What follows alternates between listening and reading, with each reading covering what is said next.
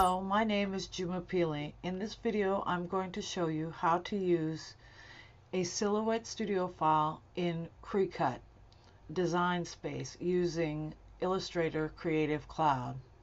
I saw a video by Ken's Creation doing this, but using a program called Inkspace, which I was unable to get to work on my Mac. I have placed a link to Ken Creation's video in the description so you can also see his tutorial if you want to try to use the free program he discusses.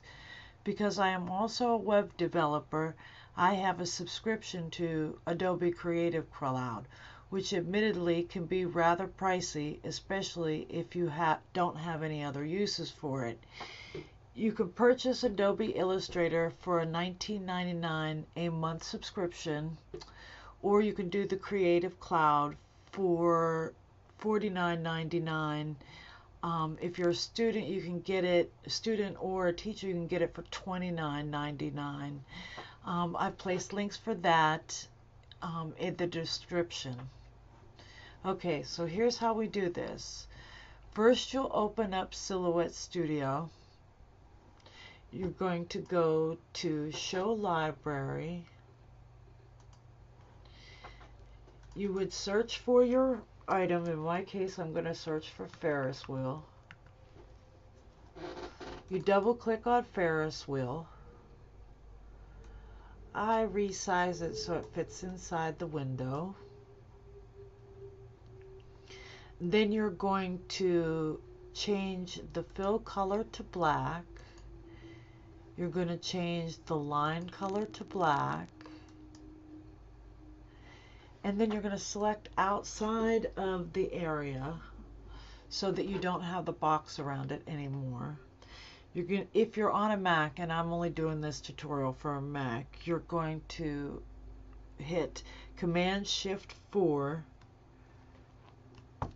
and you'll see your cursor changes to like a registration mark. You're going to draw a box around the Ferris wheel. This should save it wherever your screenshots go. In my case, they go to my Dropbox. I save everything to Dropbox by default. You'll go ahead on then and collapse Silhouette Studio. You'll open up Illustrator. You'll go File, Open, navigate to where you do your screenshots. Double click to open the last screenshot, and now you'll see I have brought the Ferris wheel image into Illustrator. I click outside the box, and then I usually will take and draw either a rectangle or a rounded rectangle around the image. I'll choose a color, then right click and arrange and send to back. Now I'll make sure that my selection tool is selected. You can either click on that with your mouse or hit V on your keyboard. Then I select again the Ferris wheel image. At the top, you'll see where it says Image Trace. You're going to choose the drop down and go to Black and White Logo. And then you're going to click on Expand. Then again, I click outside of the area so that it's unselected.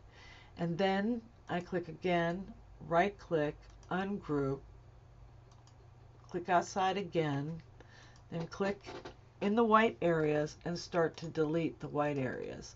Now that's the reason why I put the box, so that I'm sure that I got all the white areas. I don't know if you actually have to do this, but I like to do it so everything looks really clean. So this will just take me a few seconds to delete all of these white boxes.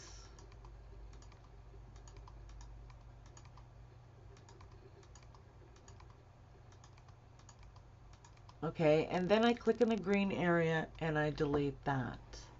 Now I'm going to go File, Save As. I'm going to navigate to where I want to put this. I'm going to change the name of the file to Ferris wheel. Then I'm going to choose SVG. I'm going to click Save. The first time you use it, it'll come up with SVG 1.0. I saved mine as SVG 1.1, and I leave all the other settings as they come up. I click OK, and now the file has been saved. So now you collapse or close Illustrator. You go to your design space and you click on Upload Images. You're going to select Upload Image. You're going to browse to wherever it was that you saved it. You're going to click Open.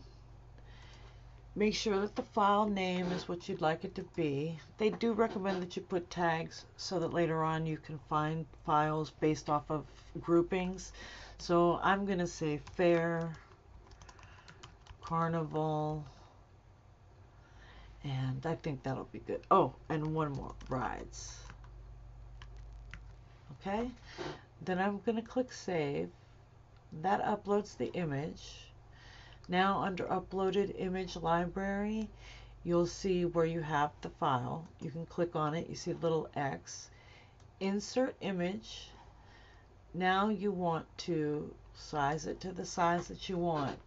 Now if you were to press Go and leave everything black, it would set it up to cut it on one mat. If you wanted to cut your images from different colors, what you could do is go back, right click, click on the image so that you get the box around it, right click, ungroup, and now you'll see that the layers are all separated. So let's say we wanted to make the wheel and the stand gray, two of the what do you call those little houses, whatever, the ride things, two of those red, two blue, two green, two yellow, and the star yellow. What you would do is just start to go through and set the colors for your different items. So I want this one to be gray. Oops, didn't click good enough. Gray. Okay. So I want this to be yellow. And the next one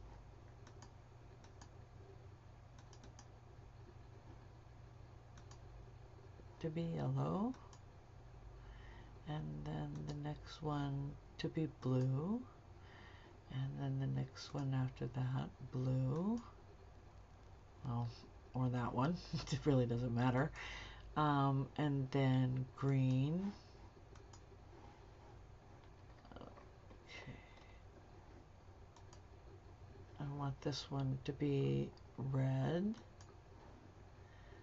I want this one to be red. And then we have to find this one.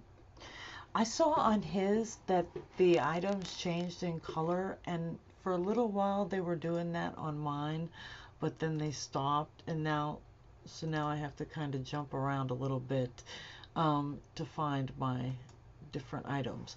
Okay, and then the last one that I want to be red. Let's see if I can find that one.